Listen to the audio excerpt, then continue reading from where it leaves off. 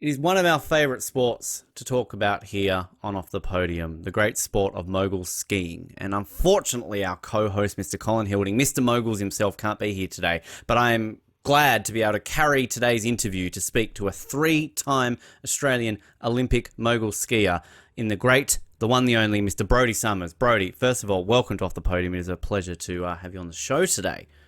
Thanks, Ben. Thanks for having me. I'm looking forward to chatting. It's pumped and excited, as I said, Moguls, everything along those lines. But I believe you are our first official teammate in the same Olympics as Dale Begg-Smith. Not to take away from Britt Cox, obviously a teammate technically, but I'm talking about in the male side of things. You skied alongside him. And as I said to you in the emails in the lead up to this interview, Dale Begg-Smith will be a big topic of conversation in this one because he is the greatest thing ever since sliced bread, essentially. So I'm extra honoured to have that, 6 degrees of separation between Dale and myself now with you in the middle. So thank you for that. You're welcome. It was a good thing you qualified that because I was about to say, I was like, oh, I'm pretty sure you've had Britt on here at least a couple of times and she's definitely a teammate as well. But no, I see what you mean. And yeah, I feel very fortunate to have had that history with Dale. Obviously, he was right from the onset of my career. He's been a massive inspiration, and even as he retired, he was still a big inspiration for me in the latter years of my career. So I feel really, really privileged to have had the opportunity to spend time with him as a teammate and to train alongside him and sort of see how the best in the business really do it. Well, we'll be finding more about that, of course, along the way. But we're here to talk about you, mainly, Brodie, and the journey through into the sport, which I believe you started a little bit late. I guess I don't know if it's technically late by mogul skiing standards, but in terms of some other sports when people are starting at a very young age, I believe you didn't really start until you were about 13. But sort of what was it that drew you into moguls, and were you much of a skier beforehand? Was this something that kind of was building until you eventually sort of took this on properly? Yeah, so I suppose, probably a little bit late. Like you mentioned, 13, 14 was when I really decided that this is the sport for me. In terms of getting into it, it was a couple of things. Obviously, as common in Australian skiing, I went down the inter-schools route and sort of tried to branch out and try a bit of everything, and had a teammate in junior school who was a member of the Team Buller Riders program and happened to be a very, very good mogul skier, and sort of saw him performing at a high level in the sport and just thought, how good's that? I want to do that. And that kind of coincided with the Torino Olympics in 2006. And obviously the ones that Dale won. And I remember watching those, and the intersection of those two things were just massive for me. And I saw that, and it was just about as pure inspiration as you can get. And from that point on, I was like, this is really for me. I was lucky. I had very supportive parents, managed to convince them to sign me up to the Team Buller Riders program when I was in 2006. So not long after those Olympics. And then just sort of went with it from there. But I was, without having a huge amount of technical background in the sport, I would say I was really lacking on the technical side of things when I first started out. And so my sort of first year or two were pretty much just spent actually learning how to turn a ski properly and how to get on your edge and how to control a turn. And then over time, like, it was pretty evident, I think, with my first group of coaches that I was just obsessed with moguls and that's all I wanted to do. And then so it was just kind of like, just let him go. And that's what I did. So yeah, it was, I remember those first few years at Buller, like the obsession was it just never left. I was always out first lift before training. I think I managed to get like half an hour in every morning before we actually met up for training. And so I was just out there, just trying to work on the technical things. And then after training finished, like, I don't know, like 2:30 or 3:00 in the afternoon. And then I would just go over to Wood Run at Mount Buller, sort of the infamous mogul run where they used to host the 8 Mogul Challenge. And I would just spend the rest of the day there and just cut laps until I got told I couldn't go anymore and the lifts were going to shut. So that was, Wow. That was the early years for me. It was just kind of obsession right from the start. And then the more I got into it, the more that kind of evolved, and the love and passion for the sport was just always there. It's always just a sport that intrigues me so much with that passion where people get involved in it, because skiing, great sport, fun, exciting. But when you add some bumps to it and a couple of jumps to it, I mean, it's sort of something which you go like, shit, that's going to kill your knees. The extra element of all the tricks and the technical side of things. So I love kind of hearing that you see it, you do it, you get addicted to it, because I guess for a lot of Australians in particular, and around that time I can imagine too, before Dale won the gold, Moguls was a little bit foreign to, I guess, Australia around about that time. Yeah, I think so. I think he definitely, what he created for the sport in Australia is this legacy that you're just seeing feel like carry all the way through to even now, to the most recent medal, with Jakar getting the gold in Beijing, and then also Matt getting the silver in Pyeongchang before that. It's just, yeah, he's left a massive legacy. And I guess in terms of the actual, like, the passion for the sport and what really,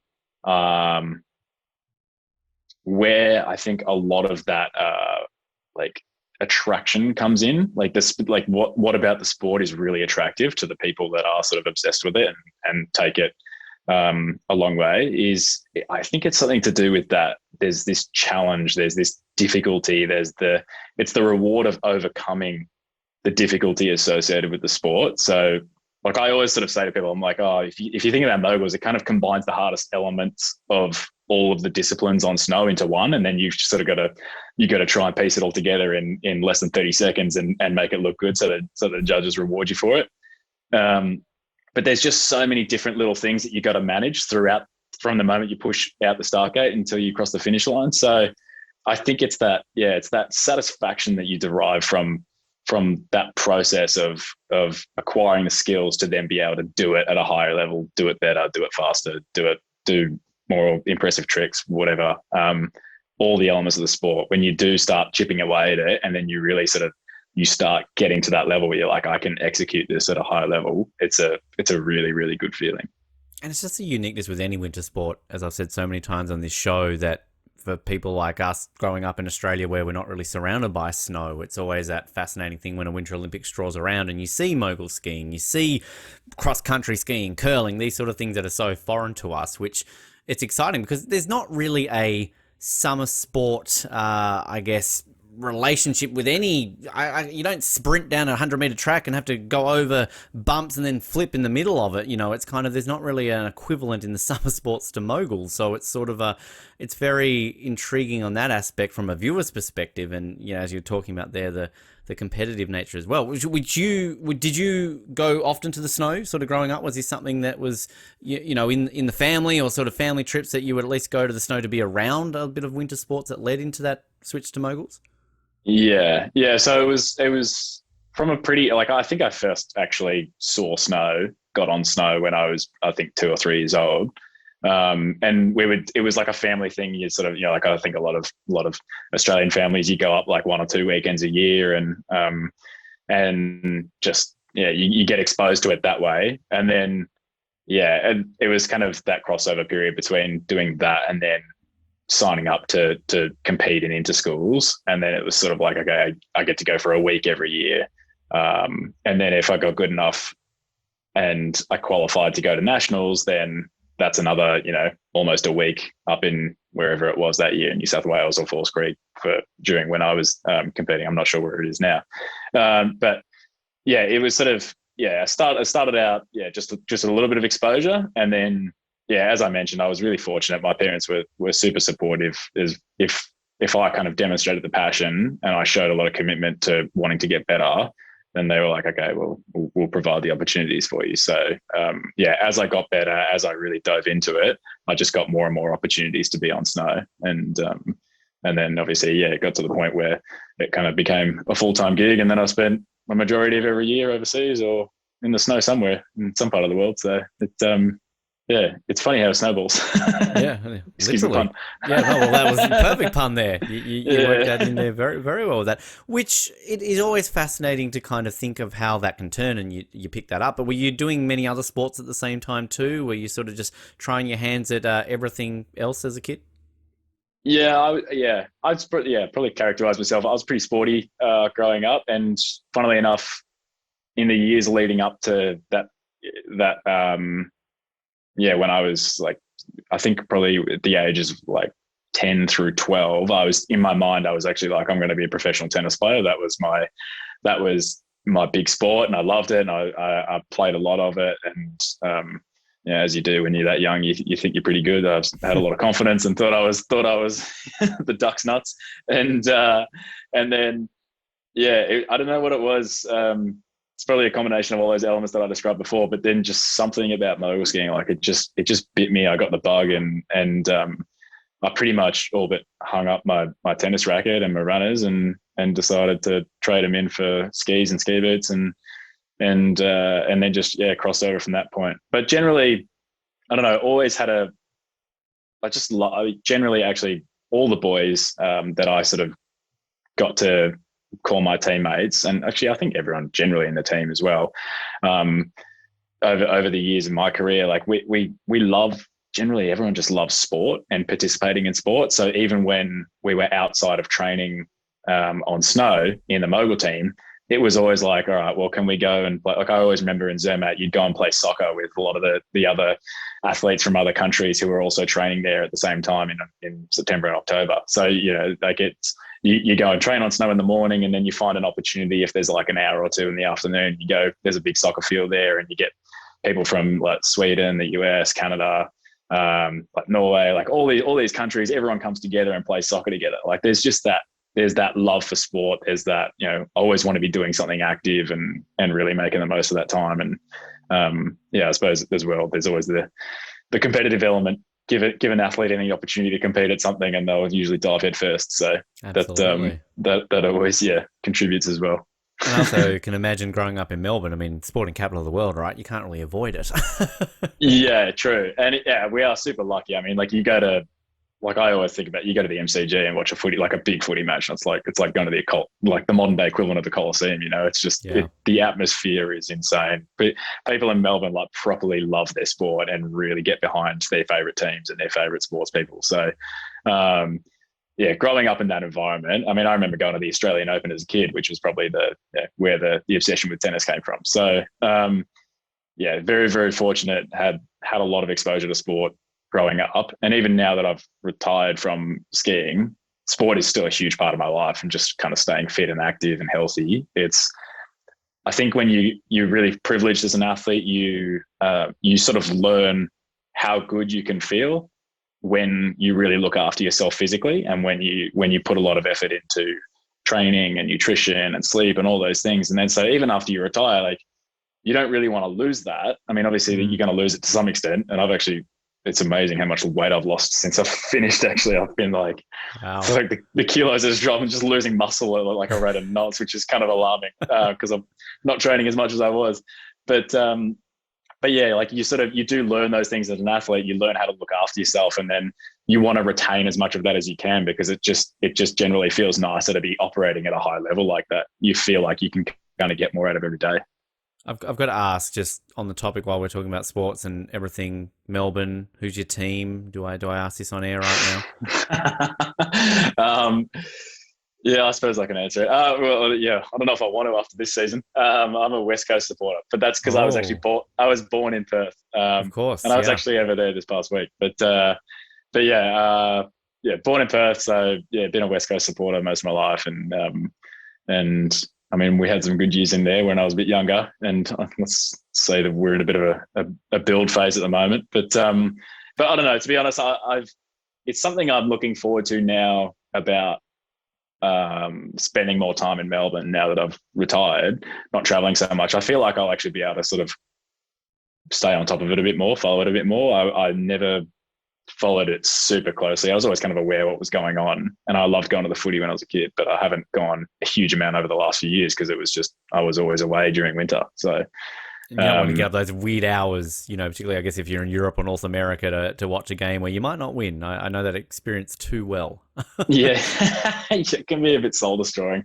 I mean, for me, it was always like, when the footy season's on in Australia, it was usually, I suppose maybe I'd be in Whistler at some points. But yeah, usually it would just be up in New South Wales or something, and you're at Perisher or Jindabyne, and you just feel it's a bit you throw it in the too hard basket to go and watch the footy for a weekend. It's I got to drive like 8 hours to Melbourne or 6 hours to Sydney. It could be a bit much. Yeah, exactly. I'm a Carlton supporter, Brodie, so we're still mourning what happened there. We just, at least you've won a premiership in the last 500 years, so stay in there. Hanging in there basically with it too. But when it came to sort of the Olympics, you touched on obviously seeing Dale win in 2006, but prior to that, were you a kid that every 4 years would be glued to the TV watching the Olympics, be it summer or winter? And of course, as a kid as well, you would have been, 7 around Sydney? So, I mean, as most kids, as we all know, that age, seeing the Olympics in Australia was a pretty big deal as well.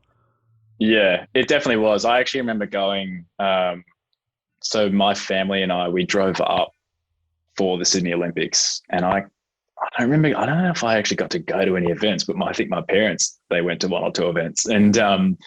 And I just remember being there around the atmosphere, and it was just like this.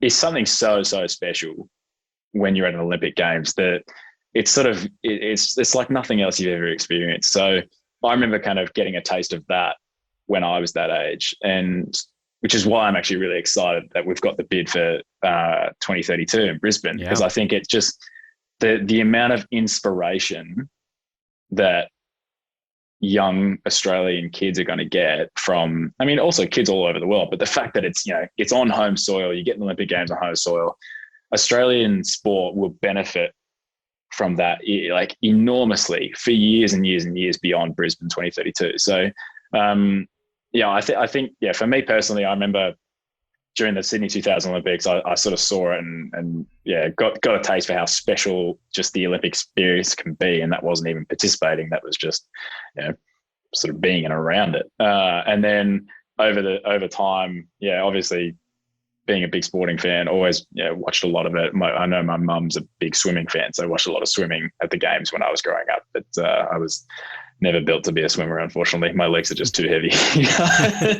No career change in for Brisbane. You're not going to just quickly switch it up, right? I feel like really good swimmers, they kind of go along like this, and I just drag like that, and just horribly inefficient when I'm in the pool. And I always associate swimming with rehabbing an injury, so there's not a whole lot of positive association there for me. Not so probably just way. better gloss over that one. But no, and actually, do you know something that really, I think my appreciation for the Olympics, just like I've always loved it, and I've always found it so special, but it really got renewed in Tokyo 2020.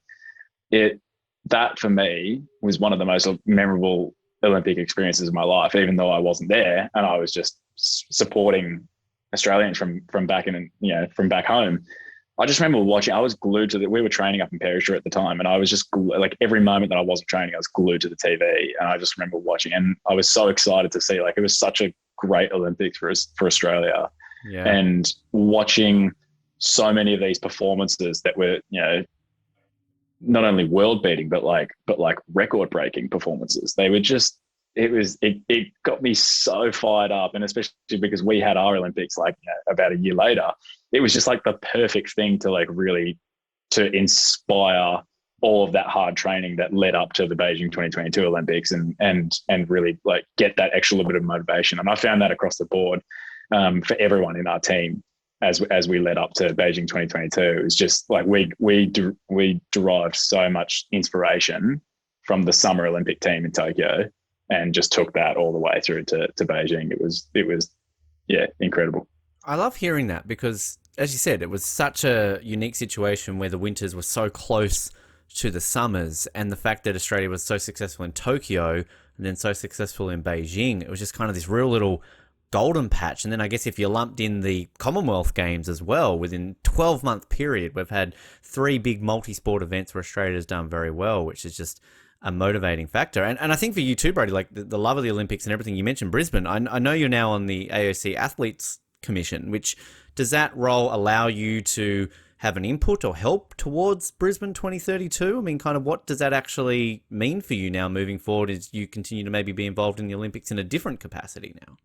Yeah. So first of all, I feel very, I guess, privileged to be in the position that I am to be on the AOC Athletes Commission. It's a real, for me personally, especially, it feels like a real big honor to sort of represent the voice or the interests of the athletes as it relates to the Olympic movement in Australia. So, in terms of how it interplays with Brisbane, I think that there's opportunities for us to engage and to provide input where we can, and I assume over as we get closer as well, that'll probably ramp up too. But yeah, it just feels like a genuine privilege. So we liaise with the AOC on a lot of different factors that are relevant to not only the Olympic experience, like during games time, but also how do we best prepare athletes and how do we best get them in the place where they need to be to perform at their optimal level when games time comes around once every 4 years or 2 years, depending on how you look at it. So yeah, I think it's something that I obviously, like as you could tell from before, I was quite excited knowing that we have Brisbane coming up in 2032, and I think it'll be one of those things that we do get to engage with as the time approaches nearer. And at this stage, it's still very early in the planning phases, but I'm excited to see how those things sort of come across our desks, so to speak. Well, putting something on your desk, if you've got these connections moving forward, I'm selling this big because I think this is a perfect idea for Brisbane 2032, and I've sold this to the two people involved here. I think when it comes to the cauldron in 2032, we can have an iconic moment where you've got two iconic Queenslanders involved. You have Kieran Perkins coming along. He's got the torch. He's ready. The gabbers are light. Yes, go Kieran, light the torch, light the torch, light the torch. As he goes to light it, he falls over. Everyone gasps, what's happening? What's going on? And out of nowhere, Stephen Bradbury picks up the torch and lights the cauldron. Iconic Olympic moment. Can you help sell that for me? Both Stephen and Kieran are on board with this, Brodie. So, we've got to get this out there to the AOC.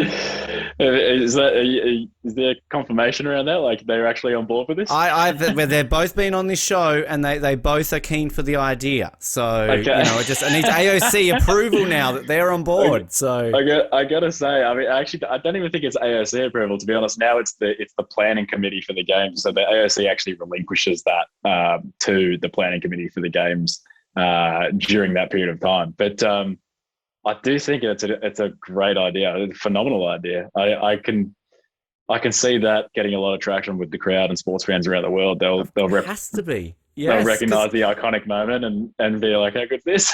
Because sadly, it's the obvious one is, Stephen's not a summer athlete. But I mean, sadly, realistically, Australia's probably never going to host a winter. Although technically these are a winter Olympics because they are being held in Australia in the winter. So you can sort of, read between the lines there. And you've got to celebrate iconic Queenslanders. I know there's a bunch out there, but I mean, Kieran Perkins with Stephen Bradbury, it's a match made in heaven. Come on. I mean, I'm on board with it. I mean, and in the end as well, like in terms of that distinction between summer and winter, like the way I look at it, we are all one team. We are the Australian Olympic team. And that's what I've really got an appreciation for that a lot more recently in my role on the Athletes Commission. I think it's, really all we're trying to do is just create the best possible atmosphere for future Australian Olympians to be able to perform at their best on the world stage. So, I mean, I remember kind of when I was younger, there was always that little bit of like argy-bargy, like, summer versus winter. But as I get older and appreciate it more, I just sort of realize that we're one team, we're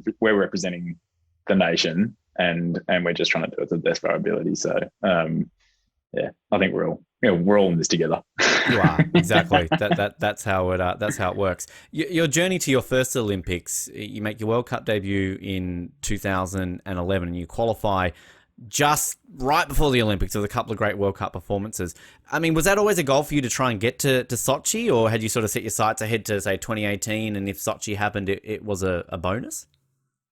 No, I'd say I really wanted it. Like I knew, well, so I guess like internally, I was like, it's a stretch, but it's not impossible. And I think the sort of the rhetoric that I picked up on around, I guess, the community at the time was like, it's probably not going to happen. But I don't know, I was a bit like a dog with a bone. I just had it in my mind that I was going to do it. And I was really lucky. I had a few people kind of advocating for me to get opportunities to be able to compete on World Cup. And I also had a couple of performances in there that backed that up as well. So it sort of, I'd say the stars aligned to some extent, and was able to get those opportunities to represent Australia in those Olympic qualifying events. And I remember, I podiumed at a North American Cup event over in, where was it? In the US, I think, or Canada. No, it was in Canada. And that was sort of one of the boxes that I needed to tick in order to then earn the right to go and represent Australia at the World Championships in Voss in Norway. And so I was able to successfully do that. And then I went over to Voss, and it was just like I remember myself, Sam Hall and Matt Graham, we all just sort of had like these breakout performances where everyone was like, where did these Aussies come from? And so I think, it was that, and that just sort of like, that was where the ball really got rolling.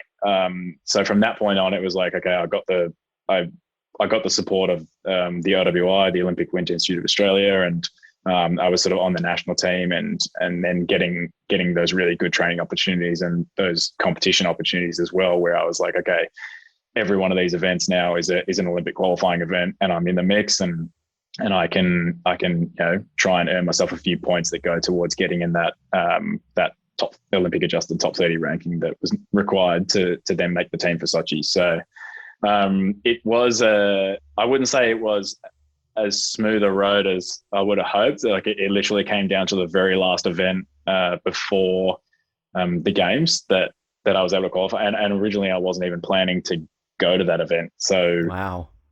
Yeah, I remember we had initially planned during that last World Cup to have like a pre-Olympic camp, like a training camp over in Colorado, and then head over to Sochi. And unfortunately, I didn't have a very good event in Deer Valley in the second to last World Cup before the games. And so all of a sudden it was like, I remember that was an emotional time too. I was like, I remember it clear as day. That one really hit me hard. But anyway, I was all that night. I remember planning with my coaches and liaising with our kind of like support staff and figuring out how am I going to get myself over to Val St. Côme, that last event that I wasn't planning to go to, and get myself in the start gate so that I can do what's required to qualify to make the team.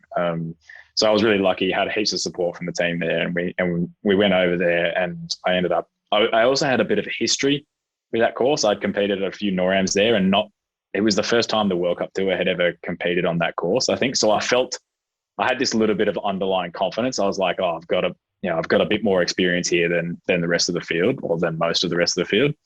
And that just kind of helped me, I think, carry a bit more confidence through the week. And I ended up having my best performance of the season there, and doing what was required to then qualify for the team and head over to Sochi. But I don't know.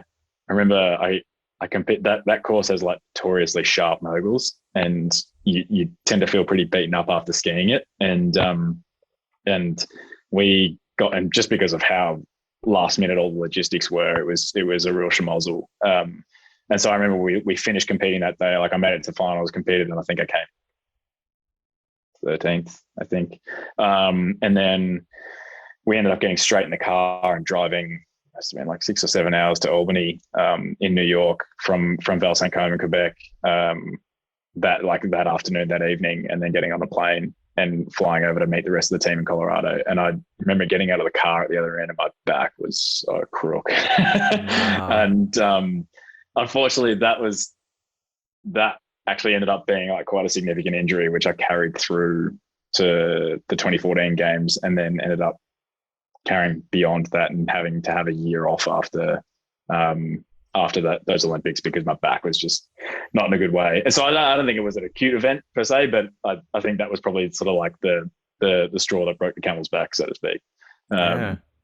But yeah, anyway, we got to the games, and like we sort of touched on at the start of the podcast, I was able to compete alongside Dale, and that for me was a bit of a dream come true. Like I remember my sports psych at the time, Ferry, he took this photo of Dale and I standing in the start gate together, just right before inspection. We're sort of peering over the edge and looking down the course, and that for me is Found just that on probably your Insta. I was Did looking you? at it right now. It's a great shot.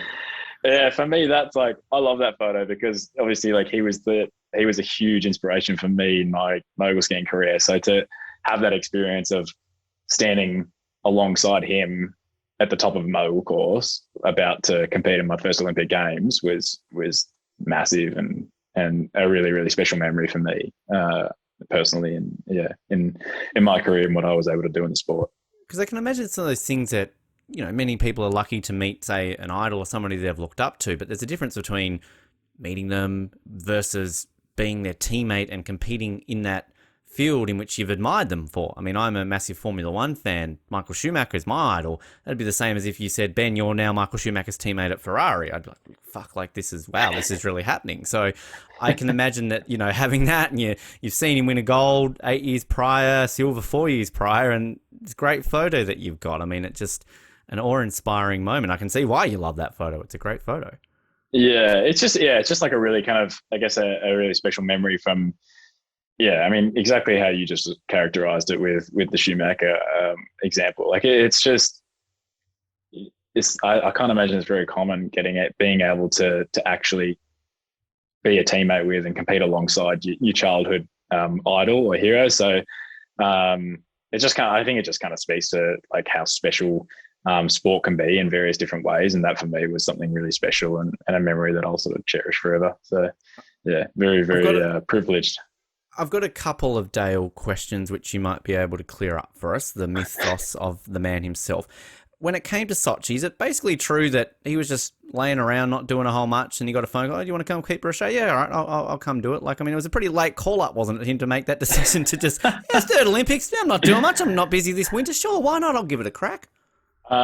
No, I think that was all, it came from him. I think it was, I mean, my understanding is that was internal motivation, and he decided he wanted to come back and give it another crack. And I think the skill level was definitely there to be able to do it. I mean, you look at his first few events of the season and he hadn't competed in years, and he came out and was like in the super final on his very first World Cup back in Finland. And I was just like, what? How?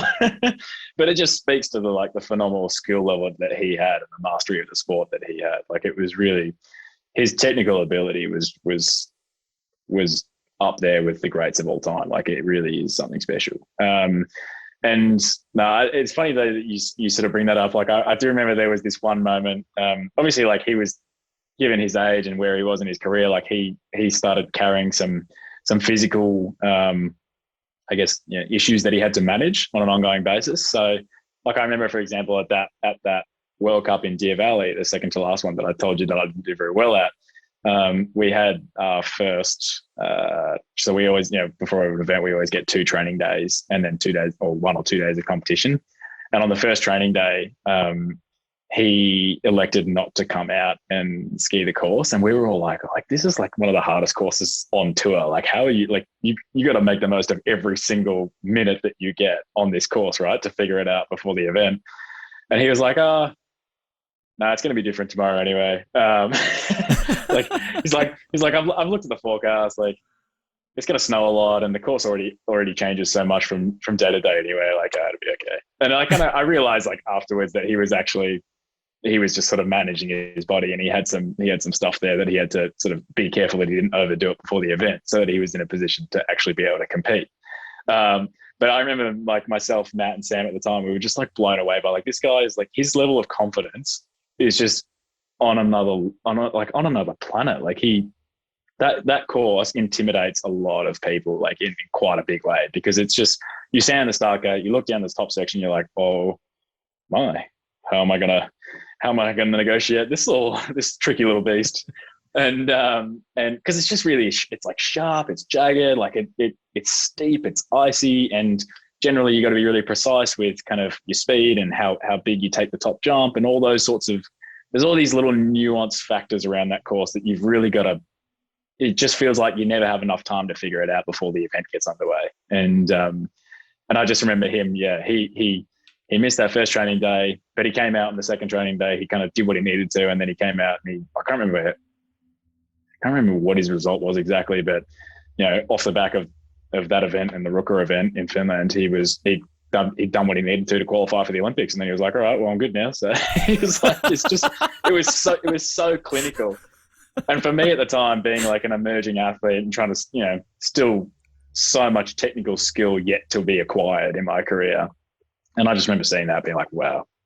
That's mastery. That's insane. That's just incredible. I mean, yeah, the enigma of him. Trust me, I've got 407 other questions we can clear up throughout this interview too, Brodie. Don't worry. But that's just what an incredible story with that. I mean, your own Olympic experience. So, I mean, first of all, as always, we ask all our guests just the initial sort of outside of the competition. So you're soaking up the atmosphere, be it the opening ceremony, closing ceremony, village life. I can imagine a very unique games in Sochi in Russia, of course. But I mean, do you take those moments in your first Olympics to do that? Or is that something you decided to do a little bit more of, say, in your second or third Olympics? So I never went to an opening ceremony for the Olympics that I went to. But that's, I guess, just because the nature of the Mogul competition, it's always in the first couple of days of the games period. So that was always just kind of like a non-negotiable within the Mogul team. It was like, all right, well, we're here for performance reasons primarily. So bit of a sacrifice there, but yeah, I got to go to the closing ceremony in Sochi, and I remember it just being, actually, I just remember that I kind of soaked up the whole Olympic experience in Sochi after our event. And I remember it just being like this whirlwind of it just didn't feel like reality. Like it was, you're just in this world that is so far from reality. Like everything about it feels different and just on another level. I just remember you don't actually, you sort of, I guess you acknowledge it to some extent whilst you're there, but it's only when you really come home and you re-enter the normal world, the real world, that you're like, wow, life was really different at the Olympics. And it's sort of like, and you go to like a cafe and you're like, oh, they're like, oh, that'll be like $4.50 off your coffee or something. You're like, oh, I got to pay for this.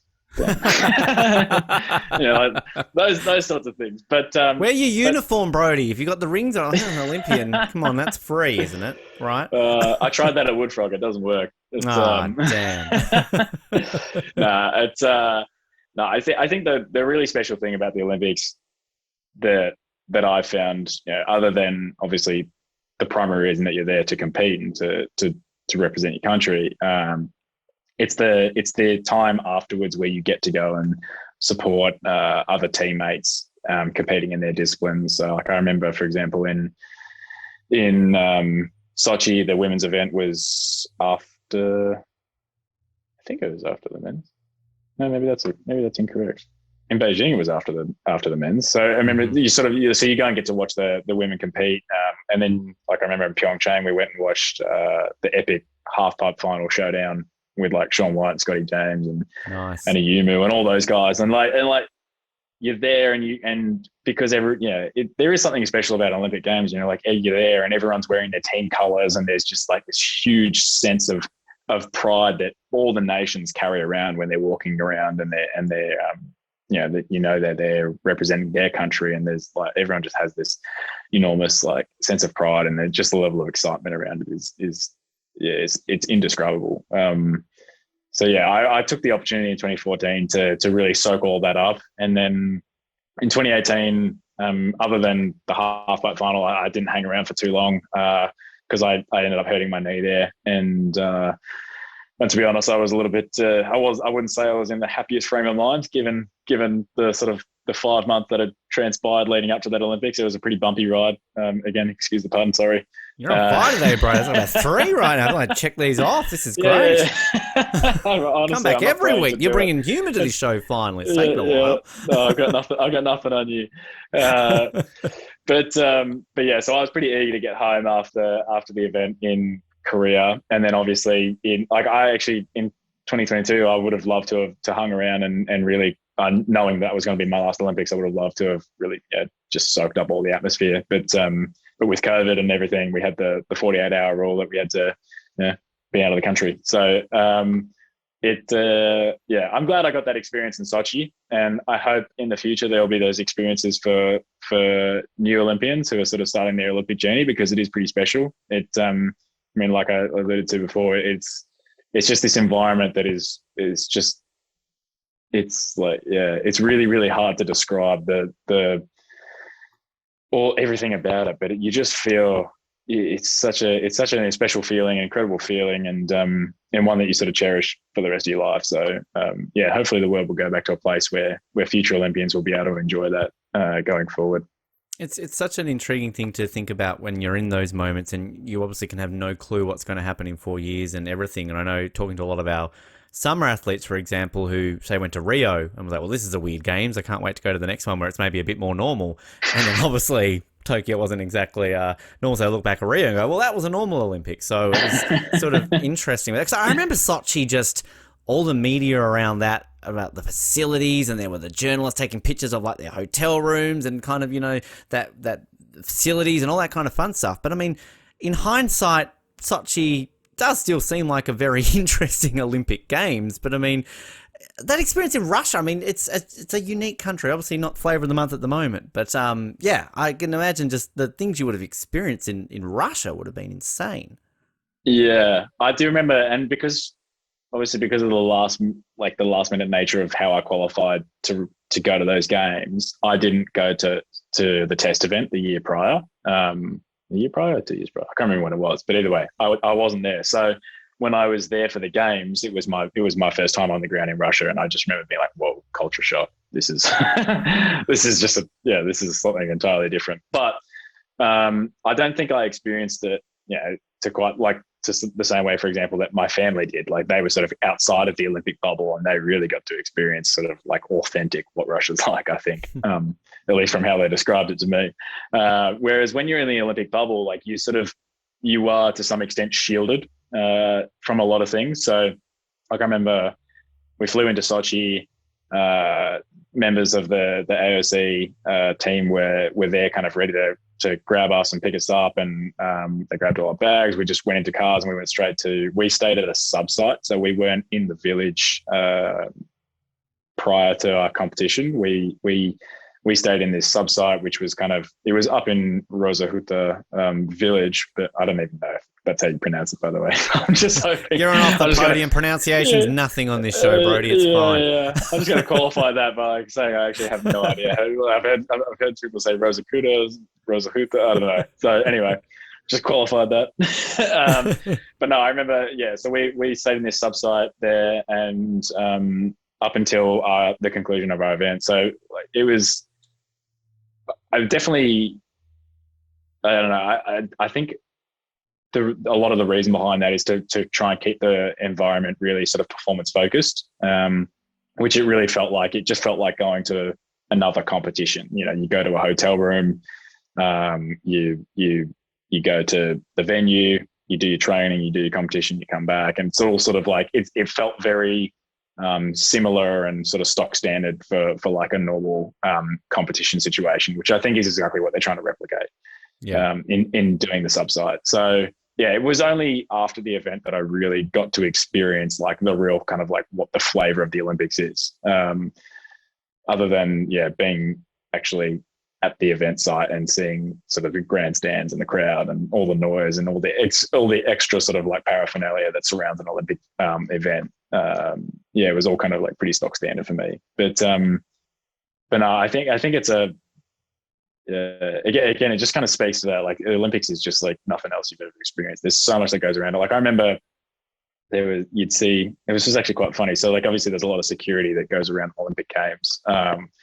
And there wasn't heaps of snow in Sochi that year. So you had like, and part of that security is there's actually like trained snipers who are like positioned around the venues and things like that. And so you had all of these like Russian military, like wearing white ghillie suits, like sniper suits, and they've got like their white tent, and it's standing out like dog's balls because there's no snow around.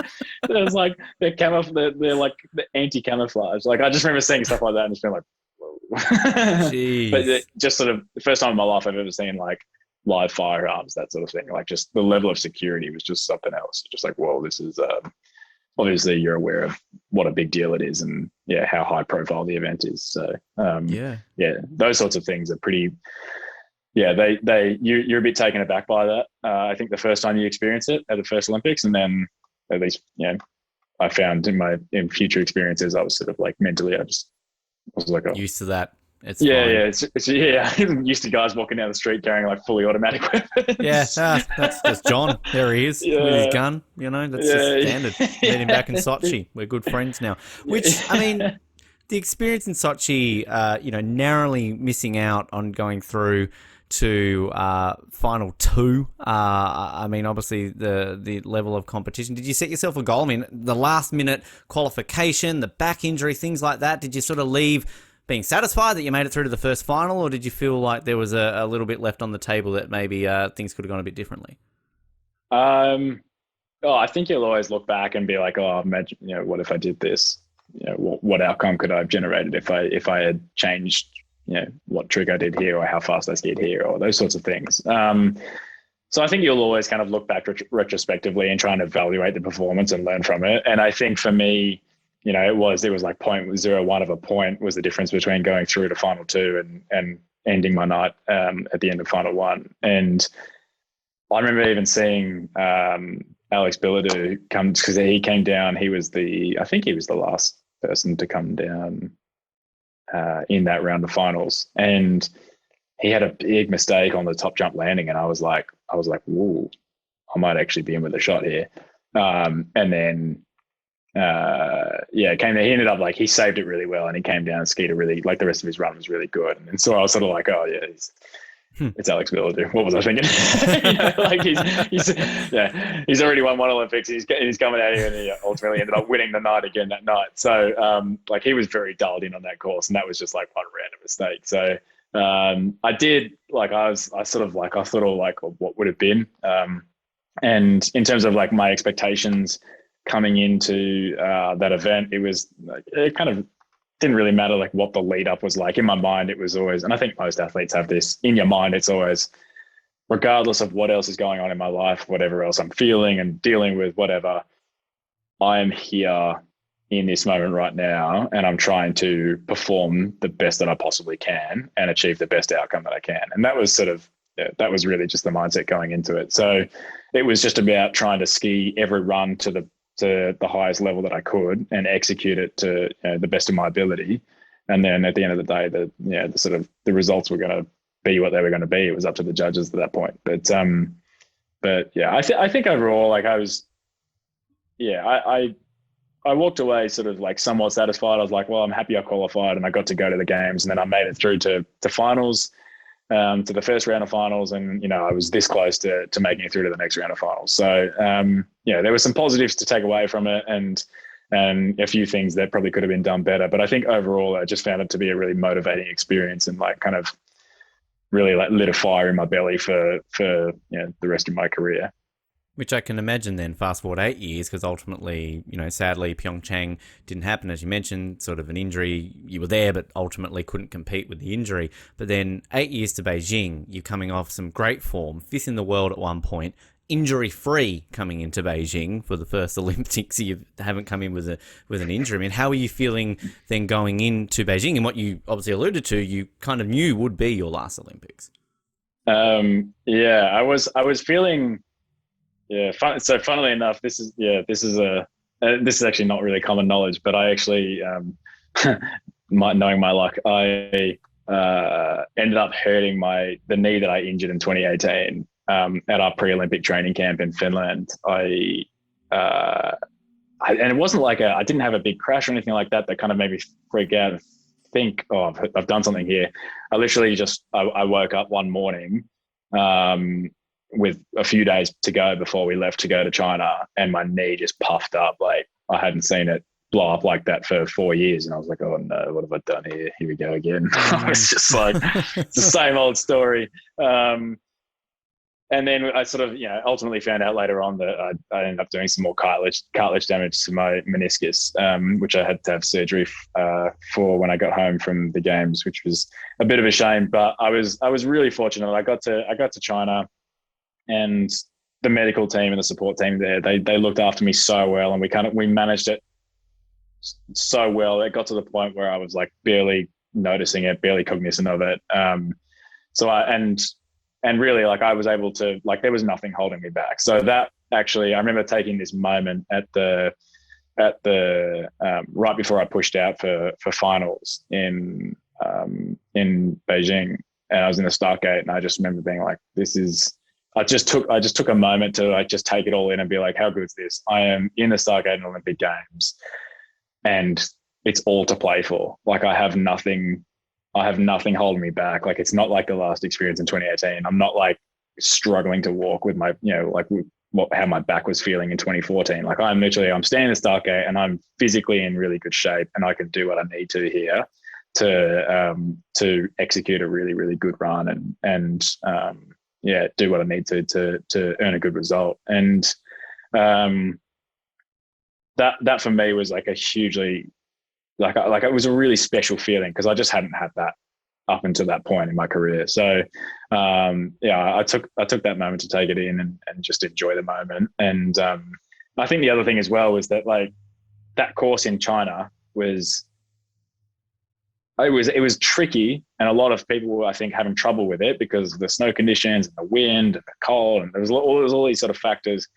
But I was having more fun on that course than I had on any other course that season. Like, I was loving skiing that course. And even after the event finished, all I wanted to do was keep skiing it. Like, for me, there was something a bit like, I always really liked the snow in China. Like, I got really good feedback through my skis when I'm skiing on that cold man-made stuff. So I would love it. I would land that top jump and just felt like I could just go for it and just let it run, and just like that feeling for me was just pure exhilaration and really like pure enjoyment. So to get that experience as the last event I ever competed in as a mogul skier was really, really special, really enjoyable. And I feel very fortunate to have had that.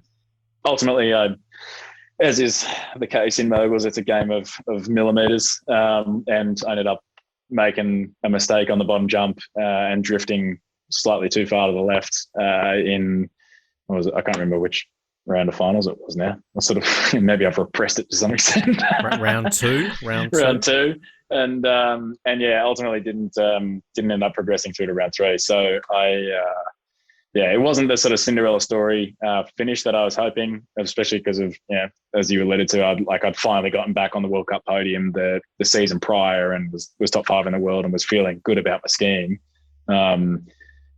Ultimately that's the way sport is. You've got to deliver on the day and perform when it counts most. And I made that little mistake in that round of finals, and that ended my night early. So I'm one for patterns, Brodie. I'm one for I know you've retired, but like, just look at it this way: first Olympics, final 1; second Olympics, final 2; fourth Olympics, if you go on to Milan, final 3; and also in Milan, it will be 20 years since Dale won the gold in Italy. Like, come on. Like, that's just, it signifies there's got to happen there for you. So if you want to come out of retirement for Milan, there's a few things going your way there, I feel. You reckon I should make a comeback? Yeah. A couple of things there. One, I don't think my body would appreciate it. I think I've definitely, what I've done to my body over the years is probably, it's not thanking me for it. So, I don't know, as much as I love the sport and I still get so much enjoyment out of doing it, I think there's a point that you reach in your career where you're like, your body sort of tells you you're done. And I think I reached that point. But the other thing as well, and probably more importantly, is like, I've seen since I've retired, and a few of my other former teammates also retired and announced their retirement after these Olympics. It's opened the gates for the next generation of talent to start filtering through. And I've seen that over the past sort of 4 or 5 months or so. I've seen sort of like various training clips and little videos here and there. And it's just really exciting to see them starting to sort of like come up and hit their strides now. So from my perspective, I'm just really excited to to see that next generation of talent come up and see where they can take it. Hopefully they take it beyond where we have, because that's sort of, I guess that's the nature of how things progress over time. And it would be really special to see that. And for me personally, in terms of my engagement with the sport, I'll still remain actively engaged. Obviously, through my role with the AOC Athletes Commission, I'll get to sort of, at a broader level, get to support Australian athletes, and then at a kind of a micro level, a more niche level, as it relates to mogul skiing, I'll try and stay engaged as much as I can by making appearances at different events here and there. Like this weekend, for example, I'm going up to Mount Buller, and I'm judging the Airborne Mogul Challenge, so I'll get to see a lot of the young guns coming up, and a few of my old teammates as well. So and a few of my old teammates who are competing in the veterans category. So it's really exciting. You sort of get, it's like this multi-generational, just like congregation of mogul skiers who all come together and just love the sport and have a really good weekend at Mount Buller. So really excited for that, and it's a great way for me to remain connected to the sport. It's great to see that, and obviously the future. I mean, Cooper making the final, Jakara obviously winning the gold. I mean, moguls, Australia's won 4 out of the last 5 Olympics, 1 medal in moguls. So obviously quite a healthy sort of moving forward. The story I loved about Cooper, which got me excited here, Brodie, was that Dale texted Cooper after that final. He got a random text on his phone, basically not having a clue who it was from Mr. Begg-Smith himself, saying, "You were robbed." He's like, "I didn't even know how he got my number, but you got a text from," like, that's just, like, how does that? Is he just sitting around on his island somewhere in the Caribbean with all your phone numbers going, yeah, I'm going to text Cooper. You were robbed, mate. Yep. Yeah, I don't know. I suppose he is an enigma and he works in mysterious ways. So, I don't know. I know from, like, I think from all our perspectives, like, we all look up to him as a bit of a beacon for what greatness in the sport really looks like. So I think for Coop to get a message like that is, can only be motivating, and given where he is at in his career, and to get a bit of positive affirmation like that, and to spur a bit more fire in his belly and really motivate him to go for the next 4 years into the next Olympics. I think it's really exciting. One more Dale question. You can clear this up. Private island. Does he have one? And if so, have you been invited to it? I don't actually know. I wouldn't be surprised, but I wouldn't be able to comment. I don't know. And unfortunately, no, if he does have one, I haven't been invited. Well, if he shows up to the veterans thing this weekend, you could just, ask him potentially. "G'day, Dave, how you doing? I haven't seen you in a while. How's your island going?" Basically, just I'll have to think about how to broach the question. Exactly. And let him know there's a podcast that is would gladly have him on. And we I don't know if you saw during the Olympics, we had our daily athlete of the day we called the Daily Dale. So we made a little medal up with Dale's face on it, which basically our athlete of the day, they got the Daily Dale. So, that's more of a, prestigious award, I feel, than an Olympic medal. So, you could argue that. Yeah, again, coming out of retirement for Milan, on the 20th anniversary of his gold medal win. Just saying, it'd be pretty special to get the Daily Dale. Exactly, the Daily Dale.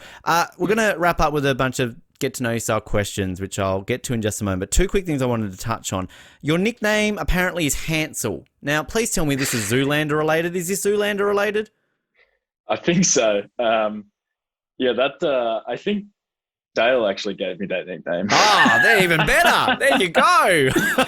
It was back when I had hair. I don't know. I got a lot of different nicknames over the years, none of which I really was super keen on. But no, I'm pretty sure Dale was the one that gifted me that nickname. And I remember my old coaches, they loved it. They thought it was hilarious. So it stuck around for a while. Which when you do a great run, that's where they just turn around and go, "Hansel, so hot right now, Hansel," right? Like, that's just, you've got to keep that trend going on with that. Yeah, I think it was something to do with the way I used to, like, comb over my hair or something like that. I had longer hair and I used to comb it over. I don't know what it was, but anyway, everyone thought it was pretty funny. Wow, that would, I mean, and if Dale gives it to you, you hold it up extra high there. Now, also, you and I were talking a little bit off air about your love of a Melbourne bakery, but I believe you're a big coffee enthusiast, at least according to your Instagram profile, and also a bit of a fan of the gourmet muffin, Brodie. So, is this living on the Melbourne cafe lifestyle that you just kind of get addicted to this, and sort of give us out there, people listening in Melbourne, where are your favourite haunts? Where are the good places to get the gourmet muffins and the coffees?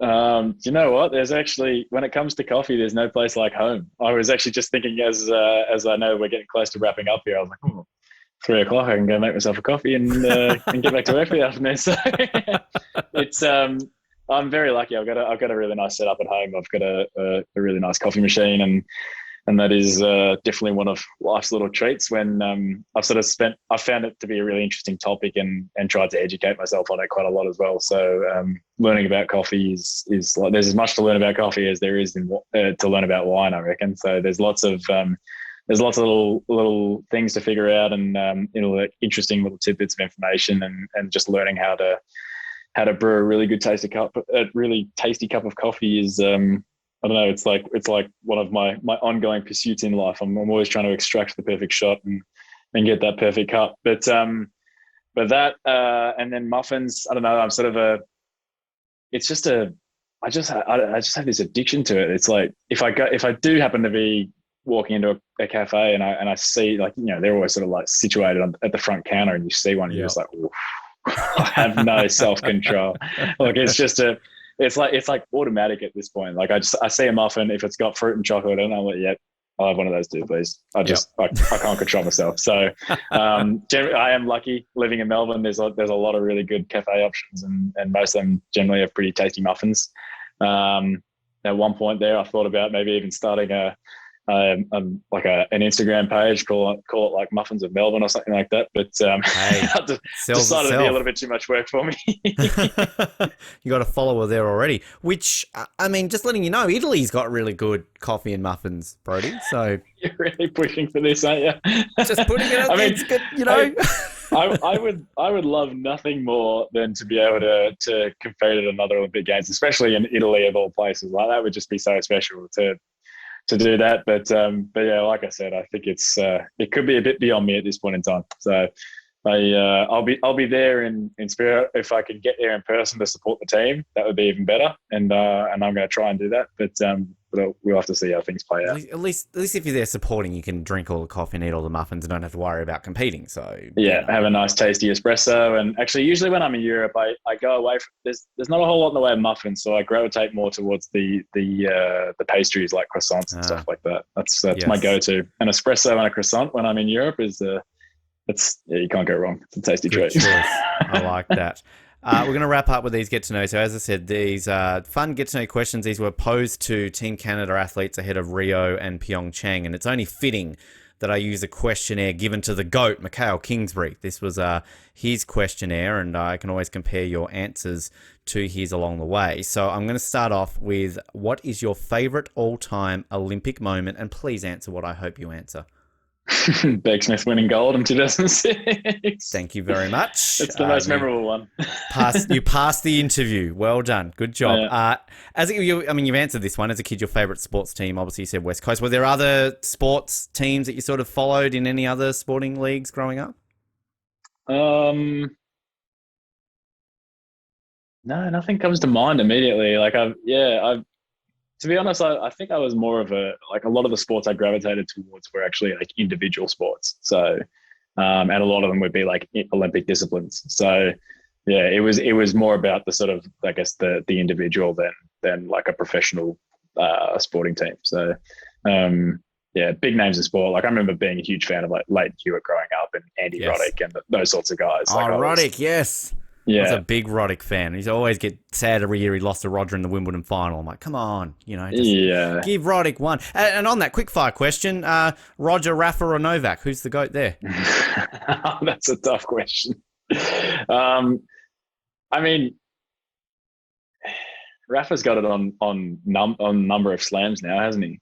Yeah, he's one ahead. He's one ahead. Yeah. But in terms of like my favorite player to actually watch, like I can't go past Roger. It's like poetry in motion. It literally, like, I've never seen someone like he's like the equivalent of Dale Begg-Smith in tennis for me. Like just the craft there, the level of expertise is it's just beautiful to watch.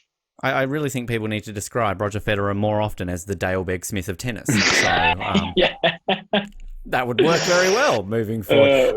In certain circles. I'm going to get a T-shirt that says that. If you could be any superhero, who would you be? That's a I don't know. I used to always wear, I don't know if do you call him a superhero? He's a bit of a vigilante, I suppose. I used to always wear a Batman costume growing up as a kid. I was a massive Batman fan. But Batman can't fly, so maybe Superman. Okay. I always wanted to fly. Mikhail says Batman. So did he? Yeah, okay. And he's actually got a picture here on his Instagram of him dressed as Batman. So actually, I think I've seen that photo. I think I know what you're talking about. Yeah, there you go. If you could be an Olympian in any other sport besides your own, what would it be? You know what? I reckon at the moment, given my current obsession, it's probably going to be golf. Nice. I have a proper addiction to the sport of golf, and as much as I wish I was better than I am, I'm trying really hard, but it seems like the harder you try in golf, the worse you get. So, it's the mullet. You need to grow a mullet like Cam. That's what you got to do, right? Yeah.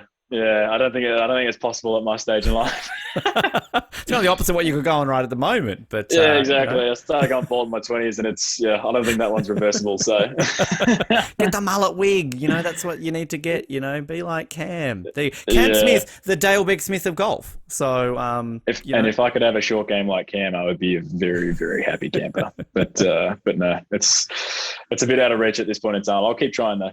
Never say never. Brisbane, 2032. Yeah. You could be there on the courses there. Your favourite music artists are? Ooh, huge Bon Iver fan. Okay. I don't know. I like a lot of. Actually, I remember Cooper asked me one time. Like this is. I don't even know if he'll remember this, but it kind of stood out to me in my memory. He's like, you listen to like really.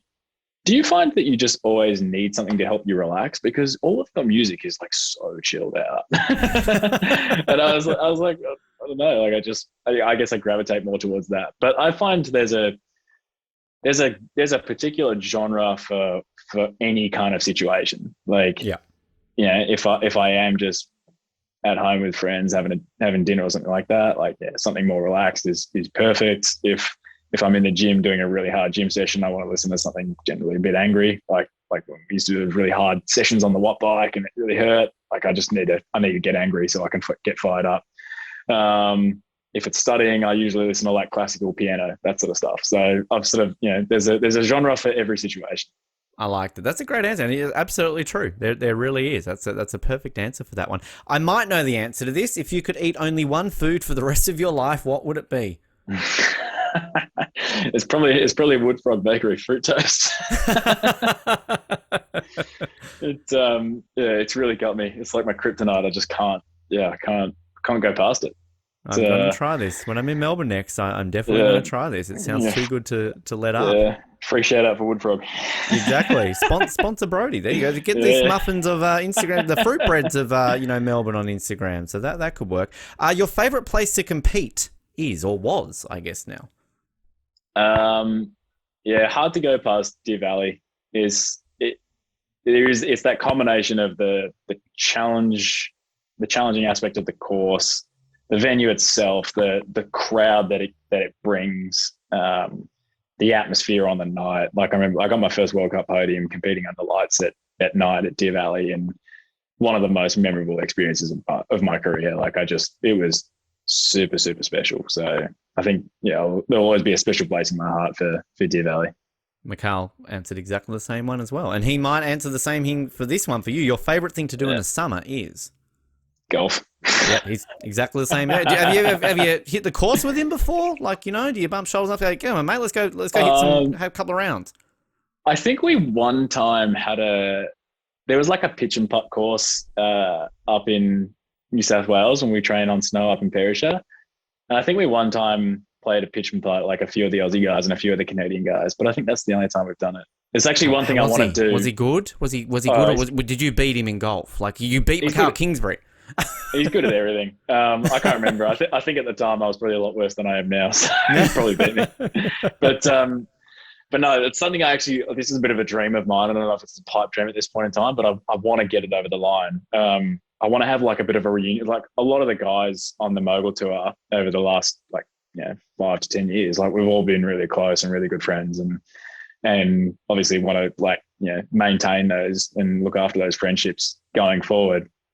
Golf is like one of those things that you can all do together, even though you're at varying levels because of the handicapping system. So I love the idea of having every couple of years, get a bunch of the old mogul skiers from all over the world together in some part of the world and just like hang out and play golf for a week, something like that. Yeah. I love the idea of that. So I've got it in the pipeline. I've got to try and figure out how to get it over the line.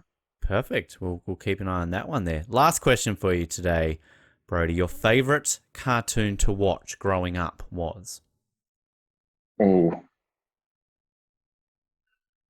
can't even remember. My memory of my childhood is not great in terms of my actual ability to I had a wonderful childhood. Qualify that, but no, I literally can't remember. Like, what did I? Maybe it was like The Simpsons or something like that. I just can't remember. Okay, Mikhail's, you've got a lot of answers similarly. Maybe it's a mogul athletes thing. Yeah, maybe. Yeah, I guess we're all sort of like-minded people that maybe have a few screws missing to do the sport that we did or do. So maybe that's what it is. Maybe, who knows? Brodie, before we let you go, social media, things that people can follow you in your next chapter of your life. Where can people stay up to date with Brodie Summers? I'll try. I mean, I'm not super active on Instagram these days, but a little bit here and there. So at Brodie Summers on Instagram, and I guess in terms of what I'm doing professionally in the future, probably LinkedIn would be the place to find me. So there you go. Yeah, trying to become a little bit more professional in other areas of my life. Well, we'll see how that plays out, and it has been an absolute pleasure, not just obviously for the Dale talk, that's obviously been the highlight clearly, but it really has been a fun time chatting here, Brodie. I'm impressed that I didn't become the 7,822nd person to make some sort of reference to the fact that, haha, your last name's Summer and you're a winter athlete, but it's been... you got there now. Yeah, I did. I had to get it in, so I tick it off the bucket list. There we go. But we appreciate your time, and I'll just say this right now, your interview today is the Dale Begg-Smith of interviews that we've had on Off the Podium. Oh, well, thanks very much. It's been a pleasure to be on. I'm glad I could indulge you in some way with some of my knowledge around Dale, and yeah, it's been a pleasure to chat to you today, Ben. So thanks for having me.